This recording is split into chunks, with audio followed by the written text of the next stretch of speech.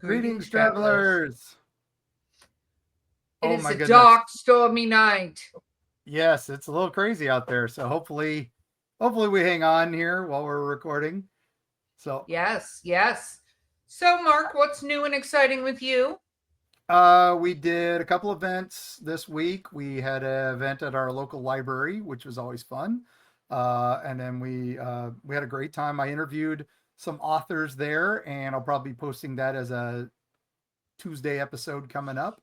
Um, we have the Nashville Oddities Expo we just completed after this recording.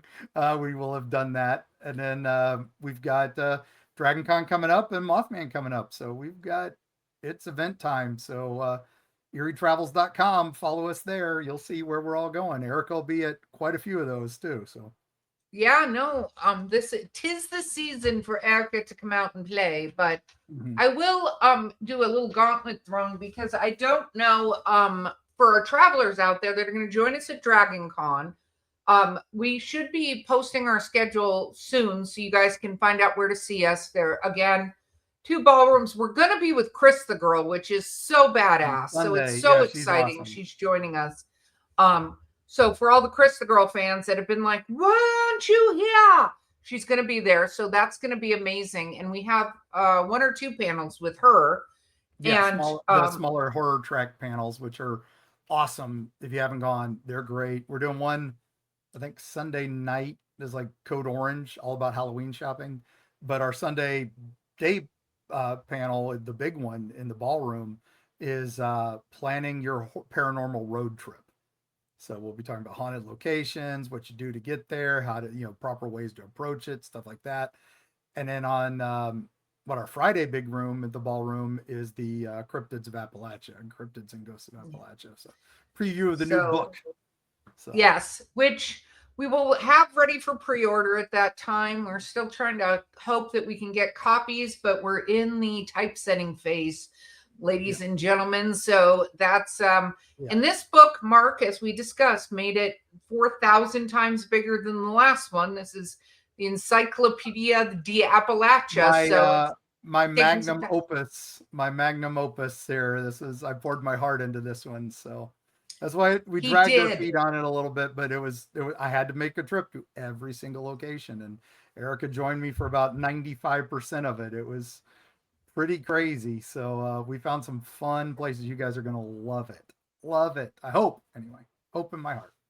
Oh, they'll love it. They'll love it. And so anyway, we'll definitely have them at Mothman though. So if nothing else, you can get that. But we're gonna have some surprises for our Dragon Con travelers.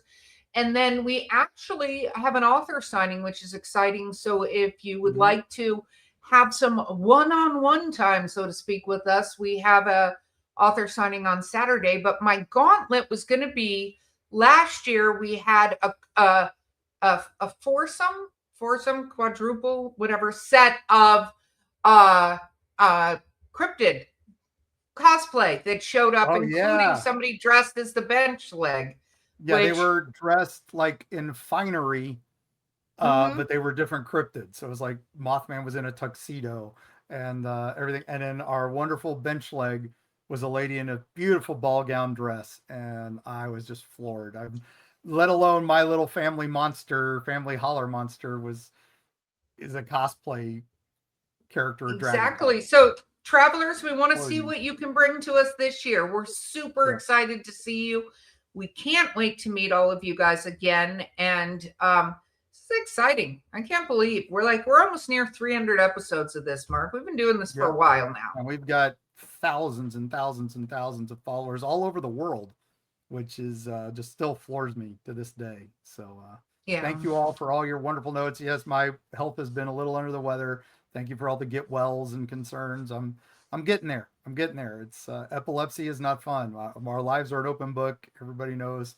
So yeah, that's the invisible illness I suffer. It's not as invisible as we'd like. No, you know what though? We love all the support of our travelers, and the fact is, Mark is, has good days. He has bad days. So we love it when he has good days, and then the times he has bad days, we just send love, support, and positive intentions for him to get better. And he has the amazing Carrie, who makes sure he's not as cuckoo for Cocoa Puffs as he may appear on TV. So Yeah. So at least they stopped dressing me up with the creepy eyes and the tuxedos now. So it's your mic just suddenly changed. I don't know what it is, but hopefully, travelers, you're enjoying it. Suddenly went done really well. But okay. Yeah. Well, what are we talking about today, Mark? What the heck? We are talking about the wild, wild west and the weird wild west. We're continuing our history of America, 250 years. So I figured one of the most important areas we needed to discuss was the Wild West. One of my favorite things. I love the gangster era of the 1920s. I love Victorian times. And well, guess what? The Victorian times in America were the Wild, Wild West days. So exactly. Some of our favorite folklore heroes come out of the Wild, Wild West. So I know this might end up being a two-parter, and we might have to break it up depending on how far you can go into facts. But what is the number one start of our stories, Mark? Well, we have to talk about Aces and Eights, the Dead Man's Hand.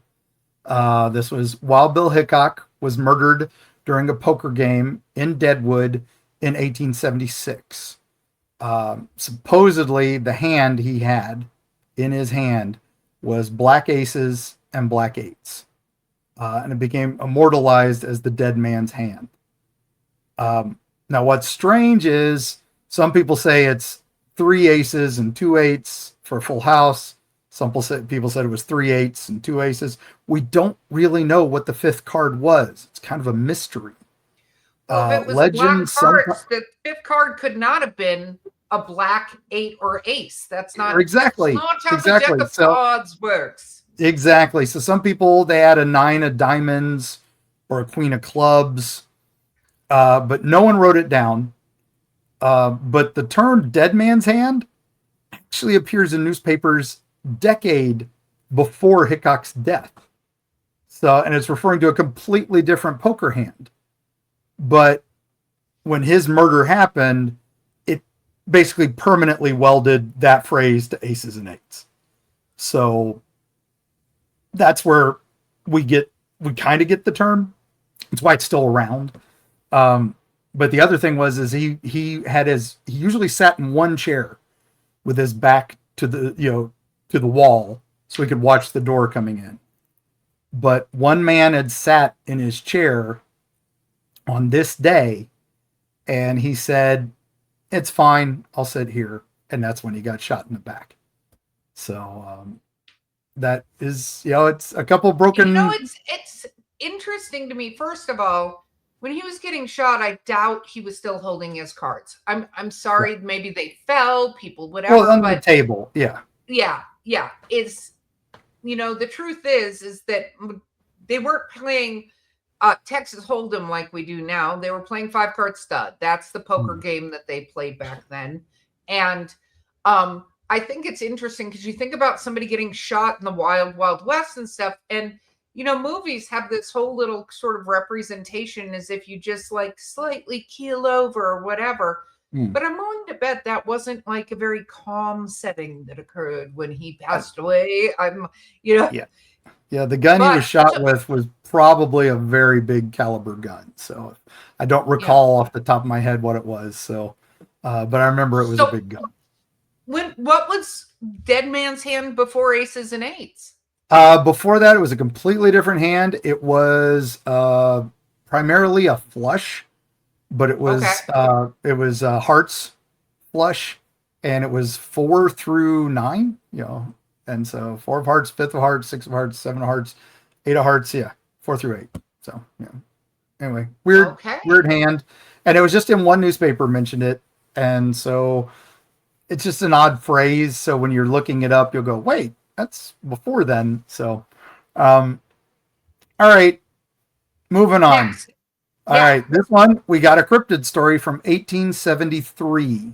And this is one not a lot of people really read about. And this was basically a bunch of newspapers ran this story. And it was just this crazy account of a giant flying serpent with red eyes that attacked a Union Pacific train near the Platte River. And this monster allegedly coiled around the locomotive and spat fire. And it derailed several cars before it ran into a cave. Now, the reason it ran away was everybody else on the train started shooting at it. So, okay. So, as far as we know, this was a complete journalistic hoax. There is no record of any train crash in that area at that time. But the Flying Serpent of the Plains started in the Tombstone epitaph. It haunted newspapers for years. People would reprint that. So, yeah, I think that was bogus, but, it's a dragon story. Come on, we got to talk about it. The fact is that, slow news day that they're printing this thing, but it also, it could be used to deter people from coming out west and stuff. You come out west, your train may be attacked by a fire-breathing dragon, Yeah, and also to lure, gunmen out there to help, to help tame the West. Yeah. You want to kill a dragon? Come on out. That's the type of thing Teddy would have gone for, man. Teddy Roosevelt would live for that. All right. So I think that one's pretty much, we don't even need to go into that. It's pretty much obvious what that was. Okay, now this one is pretty interesting. All right, Elmer McCurdy. He was basically a mostly failed outlaw. Could never really hit the big time or anything, and he kept getting arrested. And he was killed in a shootout in 1911. So he'd been doing this for a long time. And his unclaimed body was embalmed with arsenic. And it basically turned it into a very leathery mummy. And since no one claimed the body, they sold it. And for 60 years, it was passed between carnivals, wax museums, and amusement park funhouse, and it was pretty much 100% mistaken for a dummy. Okay. All right. Now, in 1976, it was being used on the set of The $6 Million Man. And oh, my goodness. One of the crew members accidentally broke off what he thought was the plastic mannequin's arms, and he saw human bones. And that's when they figured out who it was and what it was. So wait a minute. It was mummified with arsenic? I didn't even know that was a thing. I didn't either. So, yeah, it's interesting, right? Yeah, completely. Okay. All right. So anyway, or Elmer McCurdy. At least, hey, you got into there's another weird embalming thing. Like we talked about the mummies recently. Yep. Which, if I recall, they still don't completely know exactly how they did that. Yeah, the Philippine mummies. He took that recipe to his grave. That guy. Yeah, that's in our book, Dark Heart of Appalachia, available for pre-order soon. All right. Yeah, and then there was another mummy that was mummified and put in a haunted attractions over the years, and everybody thought it was a dummy until they realized it was another Wild West outlaw guy. So that's what happens to you. So, all right. So we got another outlaw story. I love this guy. Big Nose George. That was his name. Big Nose George Parrott. And he was lynched by a vigilante mob in Rawlins, Wyoming in 1881. So the doctors John Osborne and Thomas McGee took the body for medical study. And Osborne had a pair of shoes and a medical bag that he crafted from Parrott's tan skin. Yeah. And then he later became the governor of Wyoming. So, wait. Wait. Did I hear that correctly? Tan skin, like of the human, he made a bag? He made a pair of boots because he was he was the doctor. And then he later became the governor of Wyoming. And the story goes that he wore those shoes to the 1893 inaugural ball. That's disgusting. Yeah. Now, if you want to see those shoes, they are on display in the Carbon County Museum to this day. Seriously? Now I need to look up what they look like. Yeah, they're in Wyoming. So, while you're doing your Googling, Yes. we're going to talk about Sitting Bull. Okay. The arrest that ended Sitting Bull's killing in 1890 was a strange and odd thing, because his horse, a gray animal that was given to him by Buffalo Bill after they toured together in the Wild Wild West show, was trained to perform tricks at the sound of gunfire. So when the shooting started, the horse thought it was showtime. And as Sitting Bull fell dead, the horse began bowing, prancing, and dancing in the middle of the chaos, exactly as it had been taught to perform.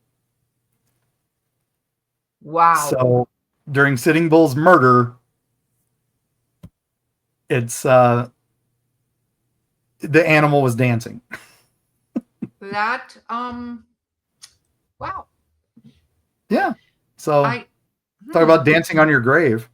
So yes. Also, the boots look like a nice fine pair of shoes.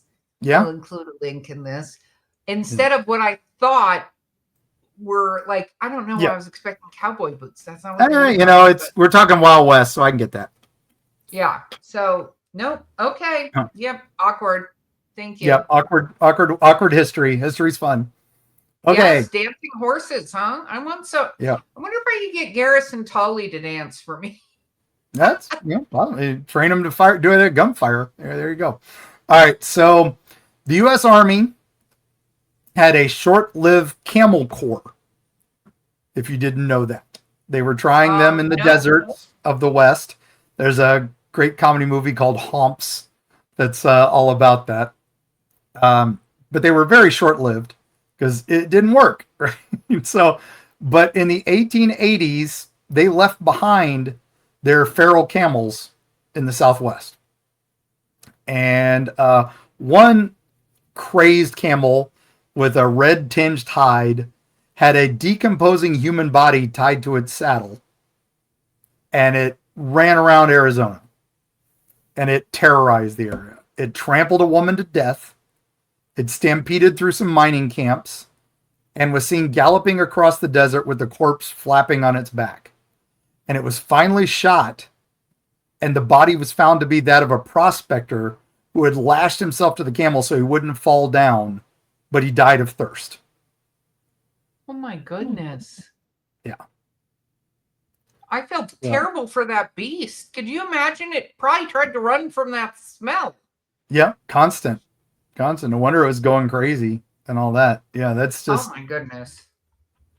One of the fun things of the Wild West that was just, you don't hear about that in your normal history books, gang. You're not going to hear this stuff in Ken Burns. So no, you were not. Okay. Oh, wow. So here we go. So there was a great mountain man. We love our mountain men. Yes, this guy was John Liver Eating Johnston. So his nickname... Liver Eating Johnston. That was his name? No, Liver Eating Johnson. Oh, okay. Yeah. He was also sometimes called the Crow Killer because he swore vengeance against the Crow Indians after they murdered his pregnant wife, according to him. So he hunted and killed Crow warriors for years. And after each kill, he would cut out and eat their liver raw. And so the tale was so over the top, everybody convinced it was just legend, right? It was goofy. But a lot of contemporaries said, no, it's true. And Johnson himself never denied it. And he later went on to become a deputy sheriff and then a scout for the American Army. Of course, that's what you do, right? That's what you do. Yep. So if that was true, we don't know, but he didn't deny it, anything like that. So, well, at least Hannibal Lecter had the decency to cook the livers. Yeah, that seems like fava that could get very dangerous. Yeah. Yeah, eating no, raw livers. yeah, and yeah, so we it's just it was a horrible time, horrible time. All right, so now in his own autobiography, another notorious gunfighter. This is John Wesley Hardin. Okay. He claimed he once shot a man dead for snoring too loudly. He was staying in a hotel in Abilene. Hardin grew so infuriated by the thunderous noise from the next room that he fired several shots through the thin wall. The snoring stopped, and Hardin went back to sleep. Wow. Now, whether it really happened or if Hardin was just embellishing his legend into the book, it is just one of those really bizarre homicide tales to kill someone over a snore. So it's a good thing no Yeah, one's ever no, roomed. but we've seen people do that. So, I mean, Oh, yeah, we've seen seen people people take murder for less. extreme things from annoying situations. Caligula had a nephew had his head chopped off because he was coughing too much and had asthma. So it's like I cured his cough. So yeah, Oh, God. history's Caligula. bad. History's bad, gang. All right. So now this is one I've had so many people ask about. So because they're like, what do you think of this? Because for decades, cryptozoologists have hunted for this lost photograph, supposedly taken in the 1890s in Arizona. And it's a massive bird resembling a pterodactyl. And it's nailed to a barn wall with a wingspan reported to be about as much as 36 feet. And it was apparently published in the Tombstone Epitaph. And many people swear they saw it in their youth. Like a lot of grandfathers and great grandfathers said they saw it. Okay. The photo has never been seen. There has been no sign of it in history. Now you will, if you Google Civil War or Wild West pterodactyl photo, you'll find a few because some Civil War reenactors reenacted it. There was also a TV show called The Freaky Links on Fox. It predates the X-Files, I believe. And they made, that was their intro episode, was them seeking that photo, and they made a copy of it. And that's the one that circulates online. We've seen almost 99% of the Tombstone Epitaphs newspapers. They've been recovered. There is no issue with that so far. But it is one of those, the Tombstone Thunderbird is pretty much one of the West's great cryptid mysteries still. Now, we have heard of giant birds and seeing weird things, as the condors have made it that far, and other giant birds. So I'm not saying it wasn't there. I'm saying people saw something they didn't understand, maybe, but also the Flying Serpent story also came from the Tombstone Epitaphs, so they may have been a little bit of the National Enquirer of their day. So that's interesting. I mean, yeah. when you Google it, there's some very interesting, fun ones. Yeah, there's been a lot of AI on it too, so it's the way it goes. Okay, so but, we got one. I mean, it kind of makes sense because we do know that there have been some more. I don't want to say there have been some dinosaurs left around, but there have been some creatures that did manage to still. I mean, not like hundreds of them, but I wonder, coelacanths and all that. Yeah, we don't know. Like again, they saw something they don't understand. Exactly. Or they didn't. Or the writers were very imaginative. All right, so now the next one, of course, we have to talk about the jackalope. The jackrabbit with the antelope horns, and it is probably right up there with the Fiji mermaid as the most successful taxidermy taxidermy hoax in American history. It was basically Douglas, Wyoming, in the 1930s. They mounted a deer antler on a stuffed rabbit, and the creature roots go back to the early 1800s, and postcards now depict the beast. They had official hunting licenses, and it's a folklore icon now, and it was supposed to mimic human voices and outrun cowboys. and it can legally still be hunted in Wyoming today. Well, that's good to know. Yeah. So if you do see one, we'd love to. But yeah, just like the Fiji mermaid, which a taxidermy hoax that just grew legs, and this one literally grew antlers. So what's funny is it the one that's in the Smithsonian? I think it might be. I think they do have that in their folklore exhibit. Yeah. So interesting. Yeah, very much so. And it was a lumberjack story, like the Hodag and all that before then. And we had a whole episode on lumberjack monsters. So tune into that. All right. So one more before the break. I think you'll like this one. Okay. There was a gunfighter who was a good guy. He was a lawman. His name was Mysterious Dave Mather. I like Mysterious Dave. We need to start doing this with names again. Like, creepy Mark Muncy, or, eerie Mark Muncy, and Scary Cat Erika Lake, or something. We just need to be much better about this. Yeah. So Mysterious Dave Mather, he was in Mobesti or Mobiti, Texas, and there was a murder there, and he was blamed for it. And so a lynch mob captured him, took him to the scaffold, was going to take care of business. But according to Frontier legend, he asked for one last request, which was to play his fiddle. And he played so beautifully, or so mournfully, depending on the legend. The mob was moved to tears. So they let him slip away. They unloosened his bonds and just said, "Get out of here." Now, the story's probably exaggerated a little bit, but it just shows that he did get away. So, it just shows how the sentimentality of it, can turn vigilante justice. It's I love that. So let's just take a moment here. I'm going to take a moment before the break. That he was playing his fit. I feel like that's a really good excuse, is what I feel like. I think, you just want last requests. I think everybody deserves one. I think even the most vile people on the planet deserve a last request. Now they may not get it, but they can make it. Everybody can make that last request. Because personally, I want to go to Valhalla. So if the nurse comes in to put me down, she better be ready, because I'm going to try to stab her, so that way I die in battle.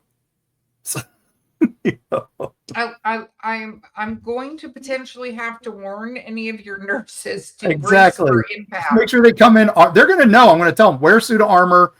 Just be ready. I may just throw a pillow at you, but at least I'm dying in glorious battle. So brilliant.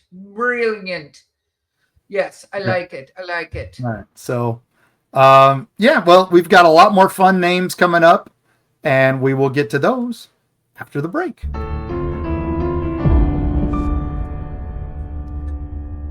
Cheers.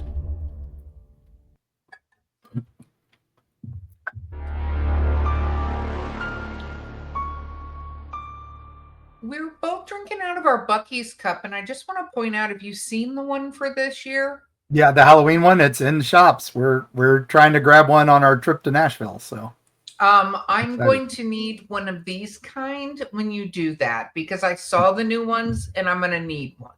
And they glow in the dark. I'm like, I know, I saw it and I was so thrilled with it. So last year they kind of let us down. Last year you let us down, Buc-ee's, but this year bringing it back. So bounce back strong. So, all right, you want another fun name? I would love another fun name. Okay, train robber Tom Blackjack Ketchum. So he has a double. He's got train robber and blackjack. I like that. Yeah, well, train robber is just what he was. So he was sentenced to hang in Clayton, New Mexico in 1901. The execution was botched because the rope was measured for his pre-jail weight. So behind bars, he just put on tons and tons of pounds. So, yeah, when the trapdoor fell, his body plunged, but his head stayed where the rope was. So in front of a horrified crowd. And it is the yeah. I want to just pause for 1 second here. Yeah. You're watching somebody get hanged and strangled to their death. Yeah, that's okay. I'm sorry, a little blood offends you when you're watching somebody die. Yeah. One of the only legal decapitations in American history. No, American I get hanging it. history. I just think it's so funny. People were like, I'm so offended. And I'm like, Yeah. You're watching somebody get killed. You don't get to get offended. Nope, not at all. So, okay. Now, in the 1890s, the Lakota ghost dance religion promised that sacred shirts and dresses painted with specific symbols would deflect bullets. So this was born of desperation and spiritual fervor, and it was directly into the tragedy at Wounded Knee. The U.S. soldiers viewed the dancers' confidence as dangerous militancy, so they massacred them all. And this brought the armed resistance of the Plains tribes, though, kind of to an end. But yeah, the bulletproof shirts kind of became a symbol of their faith at that point. And it's a sad end, and it's a shame that it didn't work for them. But I mean, that would have been completely badass if had it worked. I mean, it is horrific what did happen. And well, but some of the people say that would have been a wicked bit of badassery had they actually made that work. Well, some people say that it was because they blessed it against the wrong type of lead. So that they had changed bullets recently, just different shot. So I mean, I don't know if that's an true. Excuse, yeah, I don't know if that was true, but they were blessing it against like old, muskets, rifles, and stuff. The old one shots, and the army had just switched to the 44 Colts and stuff. So and the Springfields. So all right. Anyway, who knows? It's just that's one of those folklore tales. So the mining boom town of Bodie, California, it was so violent that there was this great saying about it. Goodbye, God, we're going to Bodie. Oh. So one local legend there claims that a shootout erupted in a saloon when a drunken bully tried to take another man's brand new boots right off his feet. So when the man who owned the boots refused, the gunfire that erupted, the boot thief was killed, and he died with the words, "They're my boots, they're my boots." And that's the epitaph for the town that needed a Boot Hill cemetery. So that was on his tombstone is, "But they're my boots." So, I mean, that's a fun thing to put on a tombstone, I suppose. I think so. All right. So I'm saving one more for the end that everybody's going to love. But this one, another great name. You ready for this one? Maybe. I think you're going to like this one. Rattlesnake Dick Barter. So let that one sink in. That one really fast. Yeah. So Rattlesnake Dick was a dandyish California stagecoach robber who left mocking poems at the scenes of his crimes. So now he was killed in a shootout in 1859, and then his body was decapitated so the head could be preserved in alcohol and transported as positive identification to claim the reward. So photographs were taken of the disembodied head, and that image circulated forever along parade routes and in carnivals and circuses. So, yeah. What was his name? Dandy what? No, Rattlesnake Dick. Rattlesnake Dick Barter. Do not Google that. You might get things you don't want. Don't Google that with safe mode not on, okay?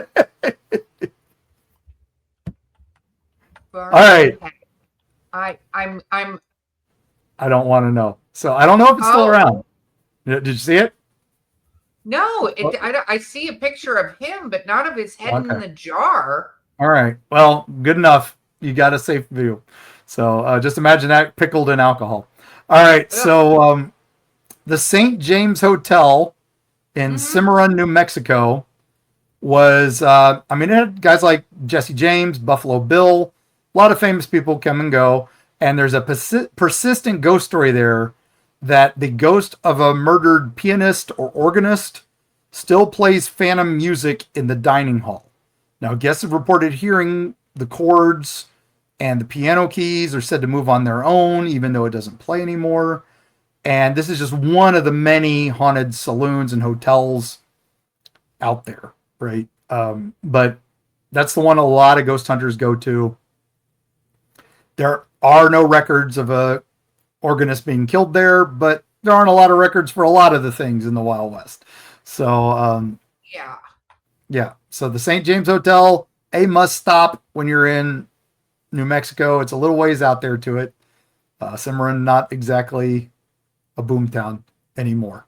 All right. So Spanish treasure galleons are not supposed to be found hundreds of miles from the sea. No. But there is a legend that states there is a wreck of a stranded ship buried under the sands of California's Colorado Desert or somewhere in the dunes of the Imperial Valley. And frontier newspapers published several reports of prospectors stumbling upon wooden ribs and rigging poking through the sand. Now, the ship was sometimes described as a Viking longboat or a Spanish caravel. And of course, it's never been recovered. But the story keeps coming back here and again. So treasure hunters do go out looking for this. It's a wild story. Buried pirate treasure, of course they do. Yeah. And there's a great episode of Briscoe County Jr. starring the amazing Bruce Campbell, where they deal with pirates who had been forced to the Wild West. See, now I'm beginning to believe you did this entire episode in order to bring up Bruce Campbell again. Well, Briscoe County Jr., he needs all our support with what he's going through with his cancer diagnosis, and we wish him all the best. So, absolutely. All right. So talking about this. So there is the Superstition Mountains of Arizona.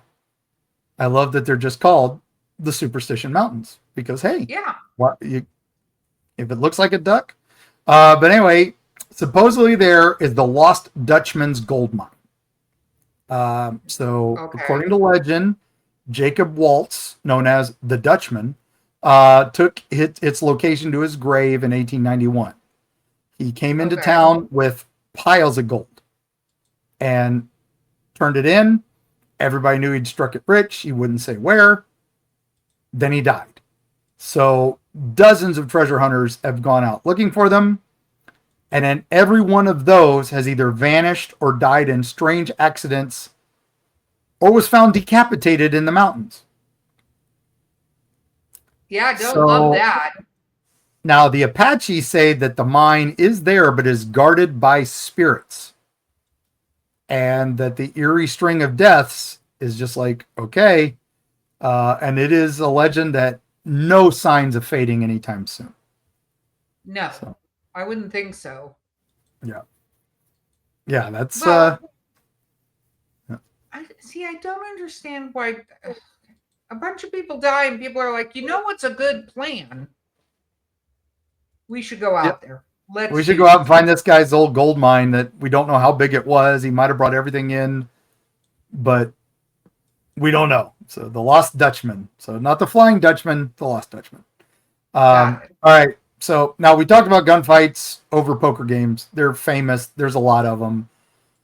But one of my favorites was called the Checkerboard Shootout. Okay. 1870s in one of those Kansas cow towns. That I don't think has a name anymore. But there was an argument over a game of checkers. and it escalated into a saloon gunfight, and it left the two men fighting dead. And just shows you anything could start it. How do you get mad about a game of checkers when you're not a child and don't understand how to play? Well, in the Wild West, board games could get you killed. We know this now. So, That's terrible. I'm just glad they didn't play Go or Othello. Oh. Man, that would have. Could you imagine Risk? Oh. Axis and Allies. That would be the one. Or just imagine Catan. I need wool for sheep. F you, blam. Magic the Gathering. Tap this card while I'm burying you like I buried your card. All right. I love it. I love that. So, all right. So now we're getting in some interesting ones that are even more interesting. So in the early 1890s, a group of cavalry scouts from Fort Sill, Oklahoma, they made a pretty scary discovery while riding through the Wichita Mountains. Jutting from a sandstone outcrop that had been half eroded by wind and rain was a complete stone-cold figure of a man frozen in a crouched position, and his hands raised as if he was like warding off a blow. And newspapers all over, particularly Kansas to Texas, ran the headline, "The Stone Man of the Plains." And some claimed it was a lost Spanish conquistador turned to mineral over the centuries. Others, particularly the Comanche, said he was a cavalry scout who had betrayed a tribal chief, and he was cursed to stand watch over the prairie until the end of time. So when some scientists studied it, they said it was a natural concretion, and it's just a bizarre trick of geology where minerals, cemented around organic matter. But a lot of people pretty much unconvinced. They said it was way too human, way too deliberate. And it was eventually carted off to a museum in Kansas, and it was displayed alongside other oddities. But in 1926, there was a fire, and it got destroyed. So, but some of the guys at Fort Sill, they swore they'd seen it, and it had eyes that were, would follow them, and it wasn't just a rock outcropping. I'm glad somebody took the Erika burn it to the ground philosophy and applied that to this situation. I could see that. One. Seems like the right thing to do. All right. So we talked about on our UFO episode, the Marfa lights, Marfa, Texas. And people think, as modern tourists go there looking for UFOs, they go way back. Cowboys talked about it in the 1880s. They talked about floating orbs that danced across the desert floor. They called them witch lamps or bruja luces, or lantern spirits. And they thought it was the restless souls who had perished in a drought, and they were still searching for herds and water sources. And again, they were super unpredictable. Sometimes one light, many lights, yellow, blue, red. Sometimes they'd split apart. And this is descriptions all the way back to the 1880s. There was Comanche and Apache elders just won't talk about them at all. They like to refuse they exist. Well, and we've heard about things like that for years. It's so interesting because when probably even back then, like I think these days we'd be more freaked out about it than they would back then. Well, yeah, they mentioned things that were omens for warfare or epidemic, and that may be why they don't want to talk about it. They want to manifest it. Now, we do have in 1884 a stagecoach driver named Elias Pike. He tried to shoot one, and his bullets went right through the lights, but then the light returned really bright, right in his face. And then he said it followed him home and was hovering outside his window so he couldn't sleep. So, as you should, he shot at it. It wasn't even doing anything. That was just a light. Come on. Okay. A will-o-wisp. Yeah. So, All right, so crossing the Liano Estacado, it's this just vast tableland that stretches across Texas and New Mexico, and it Okay. was it's a tough travel on a clear day, but at night, travelers said that they saw something that would just go crazy: a phantom stagecoach pulled by Hmm. four white horses, and they were running at an impossible speed, and it would make no sound. It made no ruts in the ground. Its lanterns glowed with some sort of green light, and it would appear on the horizon, go straight towards you, and just before impact, disappear, dissolve into darkness. And so the story goes that it was the spirit of a Butterfield Overland mail coach that had been ambushed by Comancheros in the 1850s. And its passengers were slaughtered. The cargo was stolen. We do have records of that. And the driver was a man named Jeremiah Cobb, and he was found lashed to his seat with a bullet between his eyes. And so some people say it was the ghost coach, trying to either make its delivery or flee. And yeah, still supposedly there. I heard reports from one of our campers, a traveler out there, who said he heard the jingle of horse harnesses late at night, and he knows no living horse was anywhere near there because they had marched to an area in the middle of nowhere. So that's why I bring this one up. That's kind of cool, though. I like that. Mhm. All right, so this is one of my favorites. So Jim Donnelly, he was a prospector in Nevada's remote Reese River Valley, and he was known for his iron constitution and his tendency to drink himself into oblivion. So I appreciate this, man. Good. I Well done. I think this guy is pretty much between us a spirit animal. Mhm. And so in the summer of 1877, his partners returned from a week-long supply run to find his tent collapsed and his body buried under debris from a nearby rockfall. So he was cold, he was not breathing, and he was stiff as a board. So they pronounced him dead and held a funeral and then buried him in a shallow grave on the hillside. And they removed his brand new boots, which one of them claimed was a debt payment that he owed him. So 2 days later, the men were still drowning their sorrows in whiskey. And Or in his, celebrating. well, it was his stash of whiskey. And Celebrating. Jim suddenly walked through the door, coated in dirt, bloodied, and absolutely pissed. He had been in a deep alcohol-induced coma, not dead. He clawed himself out of the grave with his bare hands. His first words were alive. I'm alive. And then the second words were, where the hell are my boots? So apparently he chased them with a pickaxe before they finally apologized. And then they gave him a bottle of rye on the house. And he lived another 20 years. But he always wore 2 pair of boots at all times after that, just in case. I mean, I bet his feet were cold walking back to town. Mm-hmm. Yep. I love that people were so terrible at telling that people were dead. Yes. That we continue to have stories of idiots burying people that aren't actually dead yet. Yep. Yep. So at some ridiculous. point, we're going to have to do it. I know you had a ton of these. Are we going to have to branch into a part 2 here? Or? I think we might.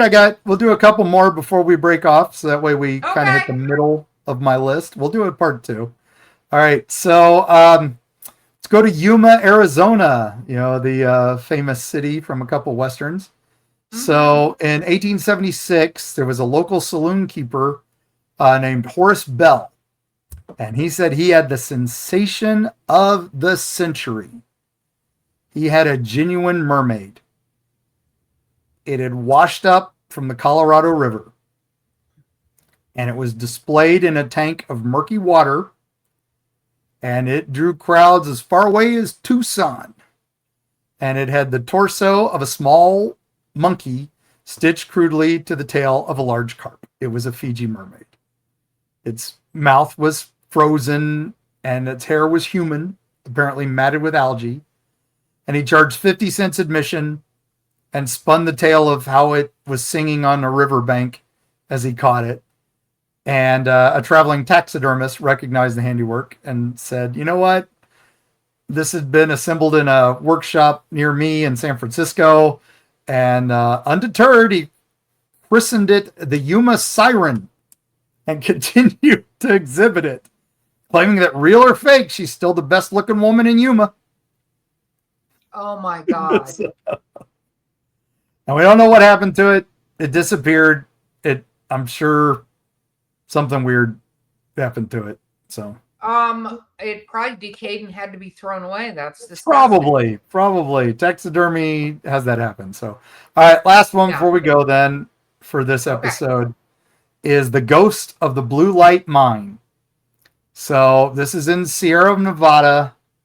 The Blue Light Mine was once a very profitable silver operation. And it had a catastrophic cave-in 1878. And it killed a night shift of 6 miners. So the owner sealed the tunnels, and abandoned the claim. But that didn't end things. So prospectors who ventured near the entrance at dusk reported seeing a soft glow emanating from the main shaft and would pulse like a heartbeat. So some people would go in a little bit and they would say they saw a figure in a miner's cap, and his lantern was not yellow, but kind of a blue fire. And he would just wander and he would look at the collapsed timbers, and then he would turn around and like beckon them in. And most people did the Erika nope. Yep, exactly. So they think he was the Welsh miner Ivor Davies, whose body was never recovered from the cave-in. And they said his lamp had been filled with a special compound that burned blue because yellow light bothered his eyes. And they never saw him relight it. They said it just always burned. So, so many miners would quit on the spot after seeing him, unwilling to risk a curse of some sort. The mine was completely permanently sealed in 1893. But to this day, hikers sometimes say they see a faint blue or yellow shimmer coming through the cracks in the rubble. So yeah, I just got goosebumps and absolutely not. Nope. Yeah. Really? Mm-hmm. Really? No? Okay. No, I'll take that off the list. Pass on dead miners. All right. Well, I guess. And for those of you who are like, why didn't you mention this? Why didn't you mention that? We got a part 2 coming. And I will say this. I'm not going to talk about a certain ranch that the Navajo, supposedly, a word that the Navajo use that is not for us. And, it's even if it's on series, 8 seasons, 8,000 seasons of garbage. Yeah, exactly. So it's entertainment. It's entertainment, gang. Enjoy the entertainment. Just like us, we're entertainment. I'm not saying all this is 100%. It's Wild West tall tales, so I'm sure some of it's been exaggerated, but we're doing our best. We do our best, and we're documenting the folklore. So that's what we do. Exactly. So, all right. Well, Erika, any last words for this wild, wild, weird West? I think I want to go get a pterodactyl and stake it to my house now, because that seems like a plan. Post it up on the barn. That'll be wonderful. Yep, side of the barn. That's what's going to happen. All right. So, gang, thank you so much. As always, we're back as best we can be. We appreciate your patience while we skipped a couple weeks. We hadn't missed an episode in 260 episodes, so I think we were allowed a little break. And all that said, thank you, Patreon supporters. Oh my gosh, we couldn't do this without you. Please go to our link in the below and go to our Patreon. Throw us $1. It makes a big difference if you can. You get on our Discord with lots of fun people to talk about spooky things and all that. We appreciate every one of you. We'll see you at an upcoming event. EerieTravels.com has all the links to everything. And when you're out in the Wild West and you're out there with your rootin' tootin' and hee-hawing and just going out there to rustle some dogies and maybe just find your smile like they did in City Slickers. Make sure you watch for flying, fire-breathing dragons. Watch out for the jackalope. And if you see Big Nose George, tell him those are some pretty fine boots. And we'll see you on the other side.